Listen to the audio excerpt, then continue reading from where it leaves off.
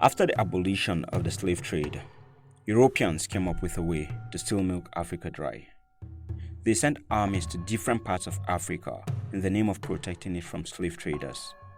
Now, this was what brought about the topic of protectorates and colonies.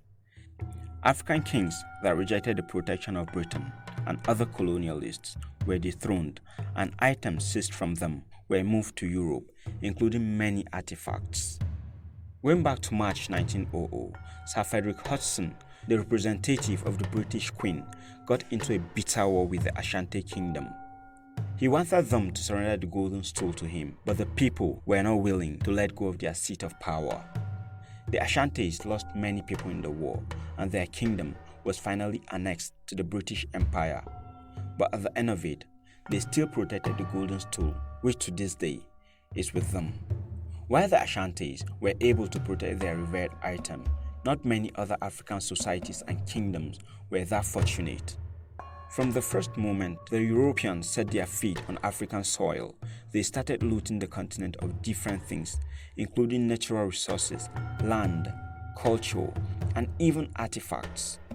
In this video, I'll share with you the story of the many artifacts that were stolen by Britain from Africa in the colonial times and where you can find them today. The first is the Magdala Treasures. In April 1868, the British troops invaded the Ethiopian fortress of Magdala, where they defeated Emperor Tewodros II. The emperor had a massive fallout with the British when he imprisoned the British consul, Charles Duncan Cameron, and some missionaries. Rather than suffer the humiliation of being captured by the British, Tewodros took his life with a pistol given him by Queen Victoria. With the defeat of the emperor, the British looted his treasures of things such as a gold crown with embossed images of the apostles and evangelists, a processional cross, weapons, manuscripts, jewelries, and many other items that numbered close to 500. Today, these items are in different museums in the United Kingdom. The second is the Benin bronze. In 1897, more than 200 Britons, led by the Vice Consul General James Robert Phillips of the Niger Coast Protectorate, and 6 other British officials, set out to the Benin Kingdom. Their mission, although disputed, was believed to be to overthrow the King of Benin. Unfortunately for them, the African kingdom was alerted, and so they set an ambush which claimed the life of all the Europeans except for 2 people. This led to the sacking and destruction of Benin City by the British, and it was at this time that the Benin bronze were stolen by the British Empire. They include metal plaques and sculptures made of brass and bronze. The items remained with the British until 2023, when they were returned to the Benin Kingdom and were handed over to the Oba of Benin, Aare II. Next is the Akan drum, which is another item that was stolen from Ghana. This talking drum was created in the 1700s and has 2 stories behind how it was moved. The first was that it was stolen, and the second claimed that it was given to the British as a gift by a son of a local chief who sold enslaved men to the Europeans. Whatever the case might be, it was moved to Britain through a slave ship and is currently in the British Museum. The Ife bronze head is another item that was stolen from Africa. Also known as Ife head, this is a copper alloy sculpture believed to be the head of an ancient Yoruba king. It was moved from Ife in Nigeria by an editor of the Daily Times of Nigeria, H. Macaulay Bate, in 1938. By the next year, it was believed that he sold the item to the British Museum, where it is still sitting in London. Apart from these, there was also another secret Yoruba head that was stolen, but this time around, it was by the German archaeologist Leo Fabernus. When the man was accused of the crime, he ignorantly argued that it had to have come from Greece, since there was no way that Africans could have created such amazing works.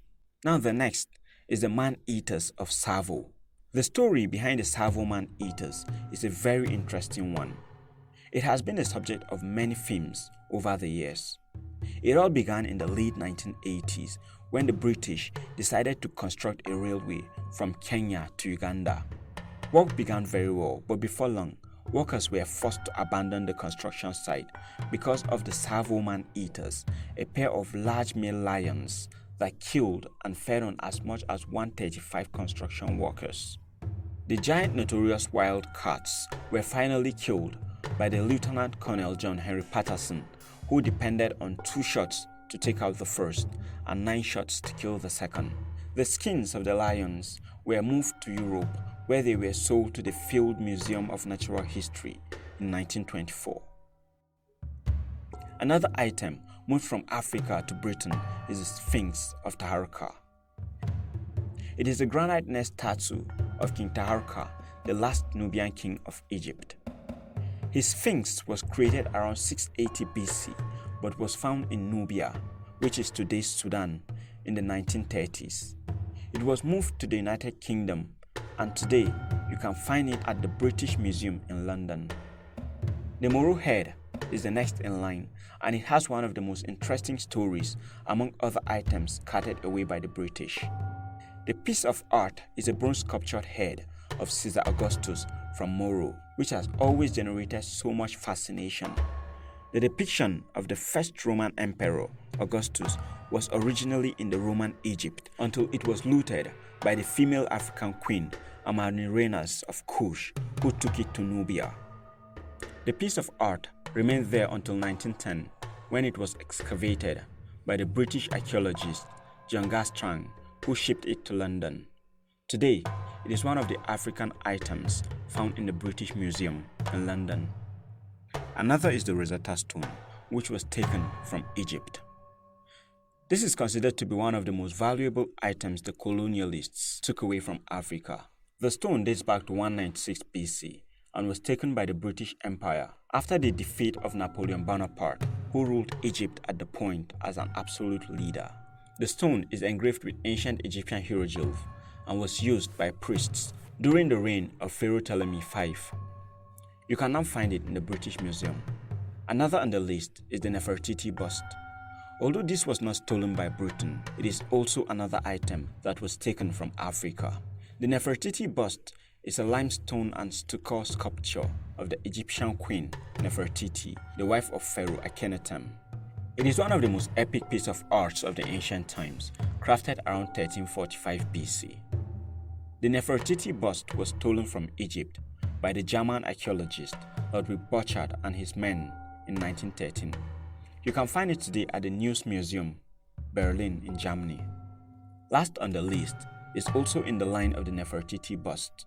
It is the Makonde mask, which is also another item stolen from Africa. In 1917, when the First World War was raging, the French military was somewhere between Mozambique and Tanzania looting a wooden mask known as the Makonde mask. After the war, they sold the item to a museum in France. That is where you can find it to this day.